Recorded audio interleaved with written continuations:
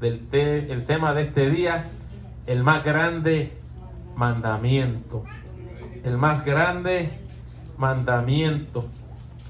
Y la palabra de Dios está en Primera de Juan capítulo 4, versos 7 y 8. Vamos a tener unos cuantos versos de ese capítulo. Pueden mantener su Biblia abierta en el capítulo 4 de Primera de Juan. Primera de Juan capítulo 4, versos 7 y 8. Dice la palabra de Dios: amados, amémonos unos a otros, porque el amor es de Dios. Todo aquel que ama es nacido de Dios y conoce a Dios. El que no ama no ha conocido a Dios, porque Dios es amor. Aleluya. Poderoso Dios. Hoy la palabra nos lleva a esta parte que está en Primera de Juan capítulo 4. Hay dos capítulos famosos que nos hablan del amor en la palabra del Señor. Yo creo que el capítulo más famoso que nos habla del amor es Primera de Corintios capítulo 13. Mucha gente se sabe la verdad, la famosa el famoso capítulo donde Pablo nos habla de lo que es el verdadero amor. Pero este cuarto capítulo de Primera de Juan también nos está hablando del amor. Pero el amor que nos está hablando aquí nos habla de un amor donde habla de cuánto tú has conocido a Dios. De cuánto tú has conocido a Dios. ¿Cuántos alegan aquí que conocen a Dios? ¿Cuántos dicen que conocen a Dios aquí? Conocer a Dios es fácil decirlo, pero las evidencias son las que prueban si verdaderamente conocemos a Dios. Son las evidencias, y vamos a hablar de eso en este día. La palabra nos invita a verlo aquí, lo que dice nuevamente Primera de Juan capítulo 7, donde Juan, el apóstol Juan le habla a la iglesia en aquel tiempo y le está diciendo: amados, amémonos unos a otros, porque el amor es de Dios. Todo aquel que ama es nacido de Dios y conoce a Dios. Él te está llevando al conocimiento de lo que es el verdadero amor. No es decir te amo, no es solo de que tú digas que tú amas a Dios. Es que cuando tú dices que conoces a Dios, se tiene que notar por el amor que tú le tienes a tu hermano también. Amén, amén, amén. El que no ama no ha conocido a Dios, porque Dios es amor. Y ahora Juan nos está diciendo aquí que si tú amas de verdad, que si tu amor es verdadero, tú puedes decir que verdaderamente conoces a Dios. Pero muchos dentro de la casa de Dios, porque esto aplica a la casa de Dios, lo que está hablando aquí Juan. Él está hablando a un pueblo que probablemente profesa un amor, pero su vida no demuestra el amor que Dios supuestamente tienen en sus corazones. Y Juan ahora, a manera de corregir unas cositas en la iglesia, le está diciendo: tú dices que amas a Dios, más vale que ames a Dios, porque si tú no amas a tu hermano, el amor de Dios no está contigo. Eso es lo que está diciendo Juan.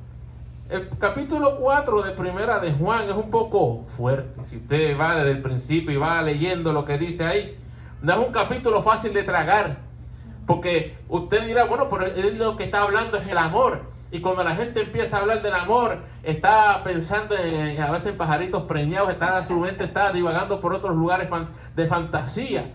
El verdadero amor de Dios requiere unos sacrificios. Amén, amén. El verdadero amor de Dios, cuando tú lo vives y lo experimentas, tú tienes que reconocer que no es fácil. Es fácil amar. Cuando una persona es buena contigo, es fácil amarla. Cuando una persona te ha hecho muchos favores, es fácil amarla. Pero cuando te ponen la vida de cuadrito, cuando se te oponen, cuando son de la oposición que tú tienes, es fácil amarlo. Usted sabe que los más grandes episodios de odio, los más grandes episodios de divisiones, de disensiones, ocurren dentro de la misma familia. Las grandes tragedias que ocurren en nuestra sociedad ocurren dentro del seno familiar. En las personas en las que deben supuestamente amarse como son familia. Pero no es lo que sucede. Una tasa de divorcio que pasa del 50%. donde dos personas en un momento dado juraron amarse eternamente, y de momento las divisiones, los diferentes pensamientos, las traiciones, diferentes situaciones, lo llevó a un divorcio, lo llevó a una separación. Y hay unos hijos, y hay unos conflictos que se dan, y no se acaba todo con el divorcio. Hay unos conflictos que siguen dándose más adelante, que producen cada vez una espina más grande en los corazones de las personas. Y muchos en la iglesia son afectados por esto también. Por eso Dios nos está diciendo aquí que el que no ama no ha conocido a Dios, porque Dios es amor. Si tú dices que conoces a Dios, tú tienes que amar no solo a Dios, sino a aquellos que en un momento dado te la han puesto difícil. Voy a ver el próximo ahí. El amor no es una opción, es un mandamiento. Por eso titulamos el día de hoy este mensaje, el más grande mandamiento. Porque amamos a Dios sobre todas las cosas, pero Jesús también ligó ese mandamiento a otro bien importante: amar a tu prójimo como a ti mismo. Y a veces tragar todo esto es sumamente difícil. Este es mi mandamiento, que os améis unos a otros como yo os he amado. Y usted pensará, pero usted tiene que hablar hoy del Domingo de Ramos, usted tiene que hablar de la entrada triunfal de Jesucristo a Jerusalén.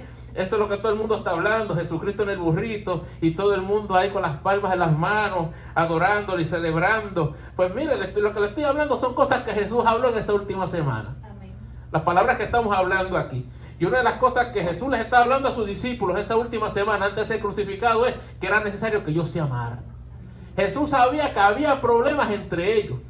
Usted sabe que ninguno de los dos era fácil, ninguno era fácil.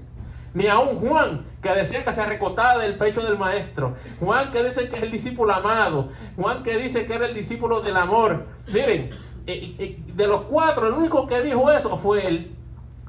Cuando usted escucha, ¿quién es el discípulo amado? Juan. ¿Quién fue el que dijo eso? Él mismo. Él fue el que lo dijo, no fue otro. Ni Mateo, ni Marcos, ni Lucas dijeron eso. Él mismo fue el que dijo eso de él. Él, en un momento dado, este es el discípulo del amor, vino con su hermano Jacobo y le dijo a Jesús: Jesús, mira, allá no nos escucharon, allá nos rechazaron, manda a bajar fuego del cielo para que los consuma. Este es el discípulo del amor. Este es el discípulo que supuestamente pregona el amor, y ahora le está pidiendo a Jesús que mande a bajar fuego del cielo para que queme toda aquella gente que los habían rechazado a ellos. Y Jesús tiene que corregirlo. Usted no sabe lo que están pidiendo. Jesús no vino a condenar, vino a salvar. Jesús no vino aquí a rechazar a la gente, no vino aquí a echarle fuego a nadie. Él vino a salvar, porque él conocía una generación que estaba perdida, una generación que necesitaba esperanza, una generación que estaba mal enseñada y tenían una necesidad de sed y justicia bien grande en sus vidas. Jesús le está diciendo aquí ahora a ellos: este es mi mandamiento, que os améis unos a otros. Y en 1 de Juan capítulo 4 versos 10 y 11 nos dice: en esto consiste el amor, no en que nosotros hayamos amado a Dios, sino en que Él nos amó a nosotros y envió a su Hijo en propiciación por nuestros pecados. Amados, si Dios nos ha amado así, debemos también nosotros amarnos unos a otros. Usted ve un interés en Jesús y en la palabra de Dios en que nos amemos unos a otros. Hay una insistencia. Usted lo ve en los mandamientos de Jesús y usted lo está viendo ahora nuevamente en la escritura de Juan. Tenemos que amarnos los unos a los otros. ¿Cómo usted sabe que habían divisiones ahí entre los discípulos? Usted puede leerlo. Un día Pedro le preguntó, y también esto fue en la última semana. Pedro le preguntó a Jesús: Jesús, maestro, ¿cuántas veces debo perdonar a mi hermano? Hasta 7 veces. Parece que él tenía un conteo. Yo creo que él tenía un problemita con 2 o 3 de ellos. Y probablemente él había perdonado a uno ahí. Yo le he perdonado 5 veces, pero la tengo contada. A ver si Jesús me da permiso, a ver si en la octava yo puedo tomar acción aquí. Él le pone a ver un límite, a ver si Jesús dice: Sí, 7 veces. Pues está bien. A la séptima, lo voy a aguantar hasta la séptima. Pero Jesús, ¿cuál fue la respuesta? No te digo 7, sino hasta 70 veces 7. Y yo imagino la respuesta, la reacción de Pedro, se quedó como que con la ganas. Porque a veces, cuando tenemos que trabajar con gente difícil, gente aún dentro de la casa de Dios, aún dentro de otra familia, que nos hace la vida difícil, perdonar constantemente es difícil, soportar constantemente es difícil. Porque un día tú llegas, oye, pero ya tiene que haber cambiado, tantas veces lo mismo, siempre el mismo problema, siempre la misma situación, y ¿hasta cuándo voy a tener que soportar eso? Bueno, Jesús dijo hasta 70 veces 7. Si quieres contar a 490, buena suerte con eso. Pero la intención de Dios es que nosotros nos amemos y que tenemos que soportarnos los unos a los otros. Dios nos ha amado así, debemos también nosotros amarnos unos a los otros. Porque si nuestra actitud fuera de venganza, no estamos imitando a Cristo. Porque si nuestra actitud refleja lo contrario en la enseñanza de Cristo, quiere decir que el amor de Dios no está con nosotros.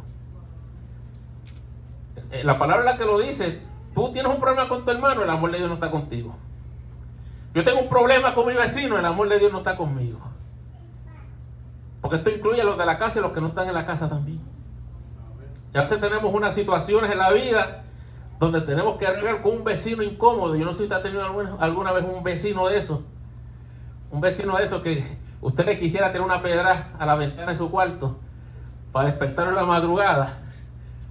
Sí, porque hay vecinos así. Mire, en este camino, de alguna u otra forma, ser vecino, ser en el trabajo, ser en la familia, Dios va a permitir una piedra de tropiezo en tu vida. Alguien va a estar ahí. Alguien va a estar ahí que Satanás lo tiene. Usted dice, lo trajo Satanás, no lo trajo Satanás, lo trajo Dios para probarte. Porque Dios los usa para probarte. Usted dice, Dios los usa a ellos son malos. Sí, Dios los usa. Dios no usó a Judas para traicionar a Cristo. Él fue el que traicionó a Cristo. Él tenía que cumplir la palabra. Esta gente, este tipo de personas, muchas veces están ahí, siendo el aguijón, siendo la persona que nos incomoda, que nos hace la vida imposible. Y a veces usted dirá, pero ¿por qué esto? ¿Por qué es necesario? Yo no necesito una persona así. Sí, a veces dice, tú necesitas a alguien así para yo probarte, para que tu fe crezca. Para que tú demuestres que el amor de Dios verdaderamente está contigo. Cuando tú tienes ese tipo de personas en tu vida, tú tienes que demostrar de qué tú estás hecho. Y quién es el que está habitando en tu vida. Y quién es el que verdaderamente gobierna tu corazón. ¿Es fácil? No es fácil. Iván nos testificaba aquí el viernes. No recuerdo. Yo estoy diciendo esto porque usted ya estaba planchado. Y tú me confirmaste lo que yo estaba para traer esta palabra hoy. Tenía un problema con una situación que le explicó ahí y tuvo que dejar que el Espíritu Santo trabajara, porque no es fácil cuando te hacen daño, cuando te insultan, cuando te hablan mal de ti a espaldas tuyas y tú sabes quiénes son, tú sabes lo que han dicho.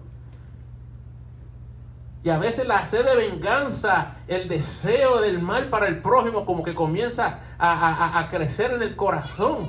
Y a veces tal vez tú no quieres hacerle un mal, pero tú le pides a Dios, Señor, que le caiga un mal a esa persona. Quisiera como maldecir la persona, como que... Y cuando le pasa a alguien, algunos hasta se alegran, qué bueno que le pasó ese juicio de Dios que le cayó. Sí. Pero el corazón de uno, ¿cómo queda? ¿Queda sano? ¿Quedas herido todavía? ¿Quedas con unas cargas en el corazón? Y esas son las cargas que tiene que Dios sacar de tu vida. Y a veces no nos damos cuenta que tenemos esas cargas en el corazón. José, el hijo de Jacob, cargó con una carga por muchos años en su vida. Él llegó a Egipto, vendido por sus hermanos. Pasó toda la situación de ser arrestado en la casa de Potifar. Pasó muchos años en la cárcel antes de salir. Antes de salir de la cárcel.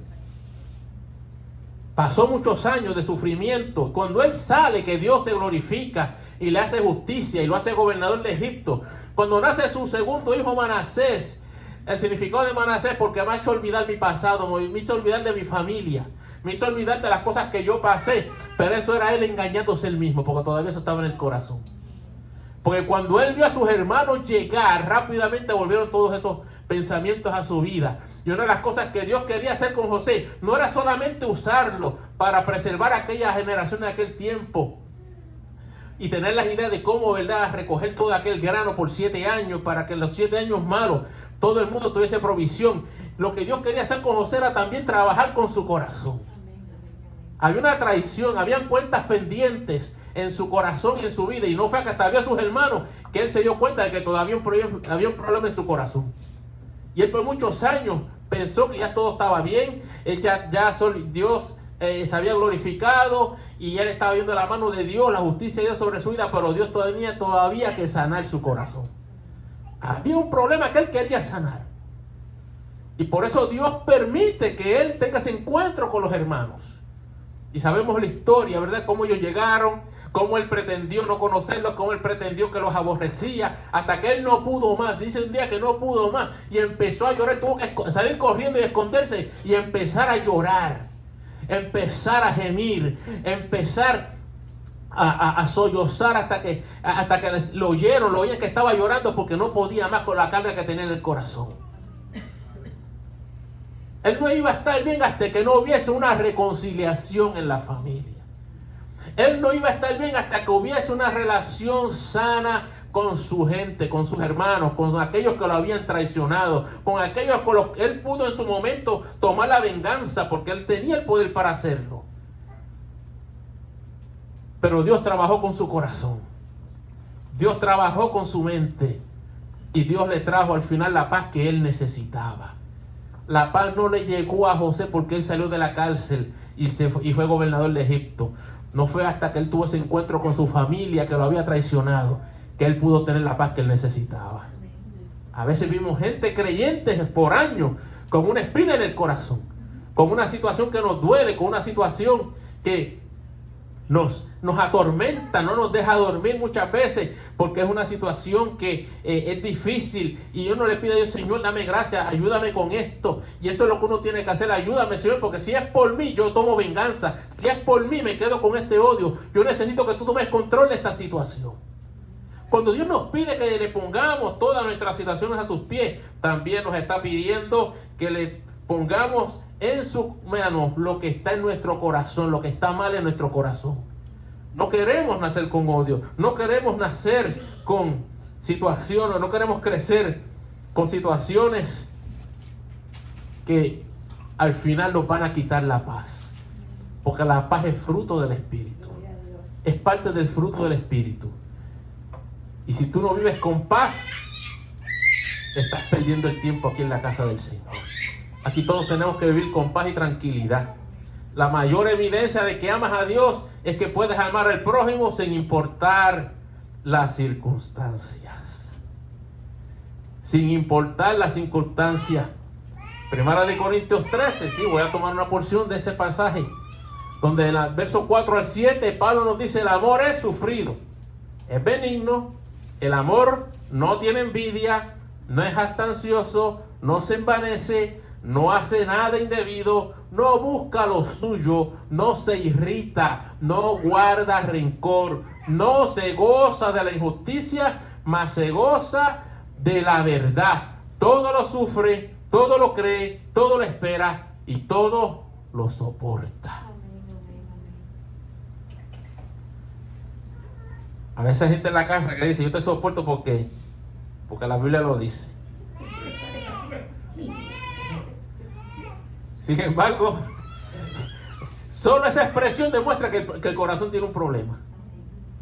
Solo esa expresión. Porque tú no puedes soportar a alguien porque la Biblia dice que lo soportas de verdad, lo amas de verdad, sientes amor, sientes verdad que oras por esa vida, estás pidiéndole a Dios que pueda haber una buena relación con esa persona que tú dices que la tienes que soportar. Mire, una persona que vive soportando, porque a veces cogemos la Biblia como no es. Aquí no nacemos para venir aquí no le servimos a Dios para estar soportando a la gente. A mí me da pena pastores que dicen que yo tengo que soportar a todo el mundo. A lo mejor usted se pregunta: pastor, ¿y usted no soporta? ¿Usted puede soportar? No me Si quiere que le conteste. Mire, una cosa que uno aprende con el tiempo, porque uno lo aprende con el tiempo. Una de las cosas que uno aprende, y vuelvo a la paz que Dios nos da, al gozo que Dios nos da, ese aspecto del fruto del Espíritu que tiene que estar en nuestras vidas. Yo he aprendido a no perder la paz por circunstancias triviales. Hay gente que pierde la paz por circunstancias triviales.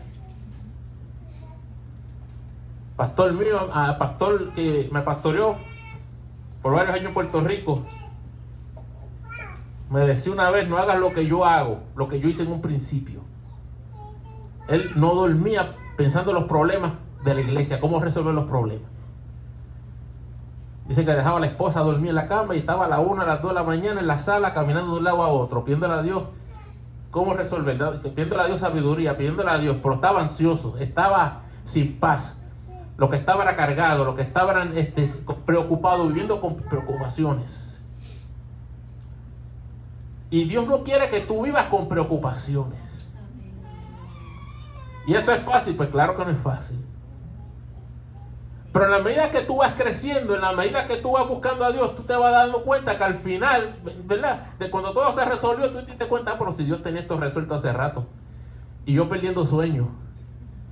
Y yo perdiendo noches. Y Dios tenía todo resuelto hace rato. Cuando tú te das cuenta que en las circunstancias que tú estás viviendo terrenal, ya Dios en lo celestial ya te había dado una victoria, tú te das cuenta que no valía la pena todas esas noches de angustia y espera que tú estabas teniendo. Esa pérdida de sueño que tú tenías no valió la pena. Dios quería que tú duermas en paz. Una cosa que David dijo en el Salmo 34 es: pues me acostaré, así mismo dormiré, porque solo tú, Jehová, me haces vivir confiado. Y esto lo decía David en una crisis. Cuando David escribe el Salmo 34, estaba viviendo una crisis, estaba siendo perseguido. Pero él confiaba en Dios. Él confiaba en el Señor. Y a veces nosotros, y está hablando ahora de mi relación con ustedes, yo en la pastoral y ustedes como las ovejas que Dios me ha, ¿verdad?, bendecido, con las ovejas que Dios me ha bendecido. Y yo me doy cuenta de los caracteres de la gente, no todo el mundo es igual. Nos convertimos en psicólogos a veces. Si no hayan estudiado psicología, a veces tenemos que ser psicólogos.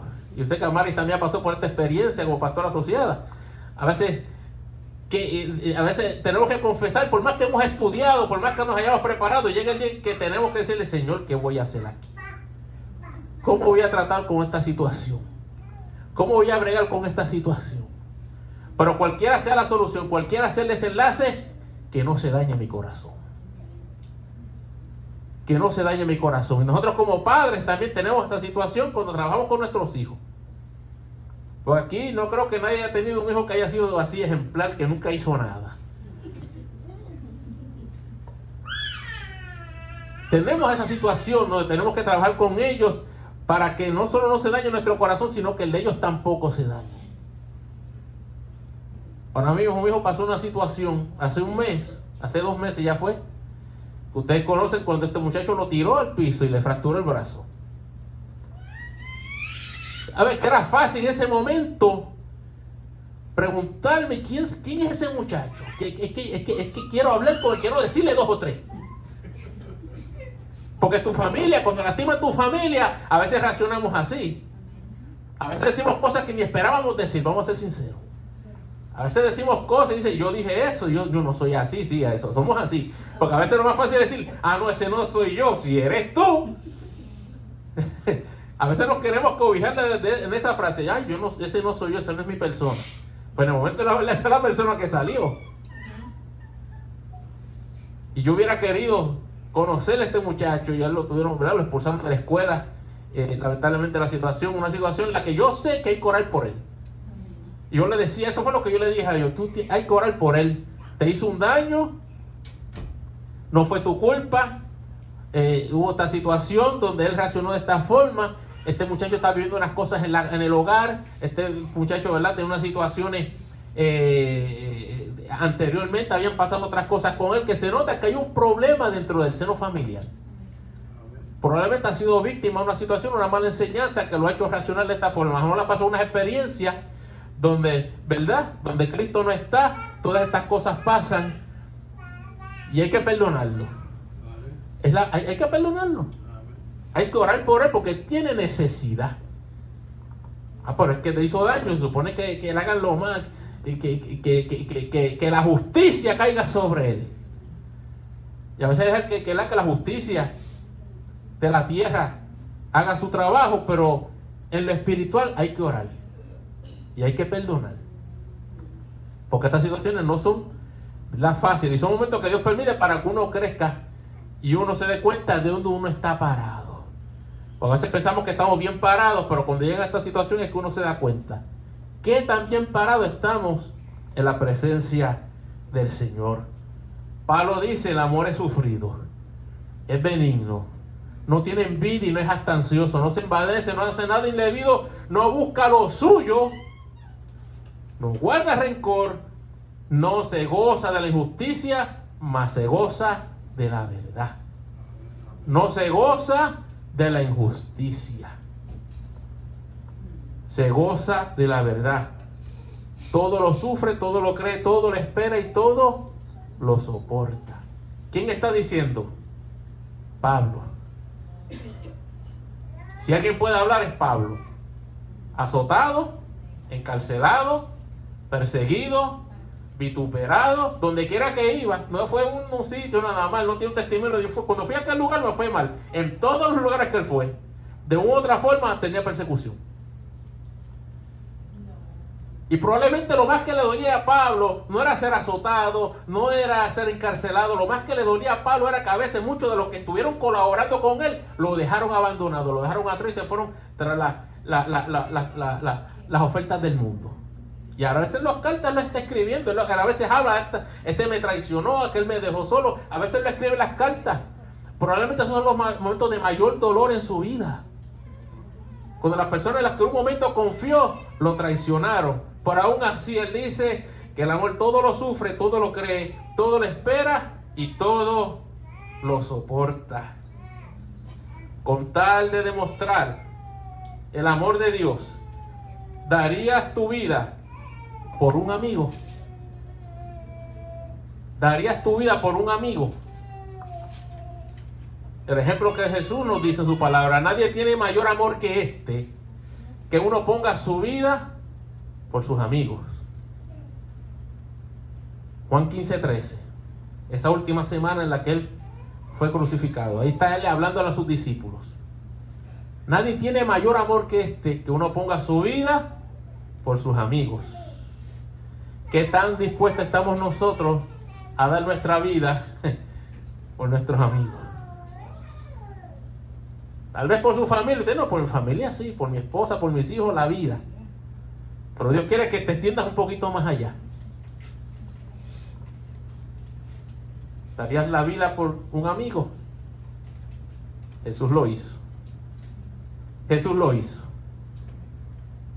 No hay una demostración más grande de amor que la que Él hizo, la que Dios ha hecho por nosotros. Él está arriba en gloria, deja su gloria, deja su trono para venir a vivir entre nosotros, tomar forma de siervo. Es lo que explica en Filipenses capítulo 2, donde Él toma forma de siervo, hecho semejante a los hombres. Y estando hecho en forma de hombre, se sometió. Vivió como nosotros, se sometió a las leyes terrenales. ¿Usted sabía que Jesús se sometió a las leyes terrenales? Jesús se sometió a las leyes romanas. Él no pasaba violentando las leyes romanas, aunque algunas fueran injustas. Jesús pagó impuestos. Jesús pagó taxes. Usted que se queja de que paga taxes, nosotros que nos quejamos. Jesús pagó taxes. Él lo dijo: a Dios de lo que es de Dios, a César lo que es del César. Él no vino a violar leyes terrenales. Él vino a cumplir la ley y a cumplir un propósito. Y entonces el propósito, Él nos dio el ejemplo de cómo vivir. Y el mayor ejemplo que Él nos da es de cómo el que se ama al prójimo, cómo el que se ama a los enemigos. Jesús tuvo un sinnúmero de enemigos, pero Jesús no le cerró la puerta a ninguno de ellos. Nadie tiene mayor amor que uno ponga su vida por sus amigos. Y termino con esto. En nuestra relación día a día con la gente, Dios nos va a probar. Y vas a tener gente que te la va a hacer difícil. Vas a tener gente que te va a traicionar, que te va a hacer daño. Tú lo vas a tener, lo vas a experimentar en su vida. Y ahí es donde tienes que demostrar que el amor de Dios habita sobre tu vida. A veces vemos a alguien como que no nos cae bien desde un principio. Y a veces yo tengo problemas, sobre todo si usted es creyente, si somos creyentes, y vemos a la persona por primera vez como que no nos cayó bien. Y a veces podemos oír la gente diciendo como que no le cayó por alguna razón. No sé si es el color del pelo, si es que es mellado o algo, no sé lo que es. Pero a veces vemos a la gente y como que esa primera impresión a veces de la gente, como que no caerle bien a la gente, como que no caerte bien. Cuando eso te pasa a ti, tú tienes que examinarte. Porque a veces con ese tipo de personas empezamos a desarrollar ciertos sentimientos que no viene de Dios. Te lo garantizo que no viene de Dios. A veces hay una riña entre dos hermanos y esa riña, en vez de haber una reconciliación, una riña va creciendo cada día más y más. Por eso usted lo mira y usted lo saluda porque usted lo saluda hipócritamente. Le dice Dios te bendiga hipócritamente, pero dentro de su corazón no está bien la cosa. Y a veces se va acumulando y un día usted dice yo lo estoy velando. Deja que me diga una más que la voy a decir 2 o 3. Sí, vamos creciendo ese sentimiento en nuestro corazón. Deja que una más, le voy a dar una más para que tú veas. Si esa es nuestra actitud, el amor de Dios no está con nosotros. No has amado a Dios y el amor de Dios no está contigo. El amor de Dios se demuestra cuando tú eres capaz de irte por encima de todas estas circunstancias y entender que todos aquí somos imperfectos. Y que si yo no te agrado por alguna situación, pídele a Dios que te dé amor por mí. Pídele a Dios que tengo que amar a mi pastor. Señor, ponga amor en mi corazón por mi pastor. Porque aquí todos tenemos que amarnos los unos a los otros. Eso es lo que fomenta la unidad en la casa de Dios. Eso es lo que permite que la obra del Espíritu continúe moviéndose en medio de nosotros. Eso es lo que permite que las promesas de Dios se cumplan antes del tiempo que Dios ha establecido. Vamos a ser sinceros, a veces nosotros atrasamos el propósito de Dios en nuestra vida por nuestra desobediencia. Pero cuando somos obedientes y obedecemos el mandato de Jesús, que dice en Juan 15, 17, estos mando que os améis unos a otros. Es un mandamiento. Dile que está a tu lado, es un mandamiento. Eso no es si tú quieres. Eso no es si tú quieres, eso no es una opción. Me tienes que amar. Me tienes que amar. Me tienes que amar. Yo los amo, no se preocupen, yo los amo a ustedes. Yo los amo. Si yo no los amara, yo no puedo estar aquí en este micrófono hablando la palabra de Dios. Porque si el amor de Dios no está conmigo, yo soy el primero que tengo que renunciar aquí. ¿Es fácil? No me pregunte eso, por favor. Pero se puede en Cristo. Se puede en Cristo. Y usted preguntará, pastor, ¿usted está aborrecido del pastorado? No, no estoy aborrecido de eso. A mí me encanta lo que yo hago para Dios. Yo me llamo esto, yo tengo que amar lo que yo hago. Yo amo lo que hago. Me encanta esto, le soy sincero, a mí me encanta esto. Porque sé que estoy en el centro de la voluntad de Dios. Cuando tú estás en el centro de la voluntad de Dios, tú sientes gozo y sientes alegría. No quiere decir que es fácil, pero la satisfacción de saber de que estoy haciendo lo que Él me dijo que iba a hacer y ver su mano poderosa constantemente en mi vida me da tranquilidad. Y me permite hacer la obra que Él ha puesto en mis manos. Y soy capaz